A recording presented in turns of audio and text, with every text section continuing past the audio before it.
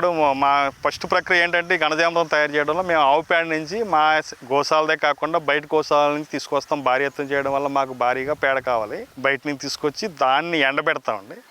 ఎండబెట్టిన తర్వాత బాగా లాస్ట్ ఇంకా బాగా డ్రై అయిన తర్వాత దాన్ని ట్రాక్టర్తో కల్టివేట్ చేసి అప్పుడు మేము జీవామృతం తయారు చేస్తాం. జీవామృతం తయారు చేసిన తర్వాత జీవామృతాన్ని కొట్టుతాం ఒక వీక్. మళ్ళీ నెక్స్ట్ వీక్ గృహకృపామృతం కొడతాం. మళ్ళీ నెక్స్ట్ వీక్ పంచగవ్య మడ్డి వస్తుంది మా దగ్గర.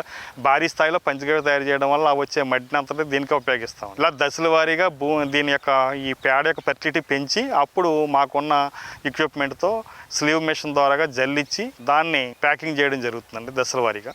ఈ ప్రక్రియ అంతా పూర్తి అవడానికి 5 నుంచి 6 నెలలు పడుతుందండి ఈ పేడకి. ఇది తెలుగు రాష్ట్రాలు 2 రాష్ట్రాలకి సప్లై చేస్తున్నాం. 50 కేజీల బస్తా రిటైల్గా అయితే 500, రైతు వారి అయితే 400 రూపాయలు చేసి మనం అమ్ముతున్నాం. ఇది ఏపీ తెలంగాణ 2 రాష్ట్రాలకి మనం సప్లై చేయడం జరుగుతుంది.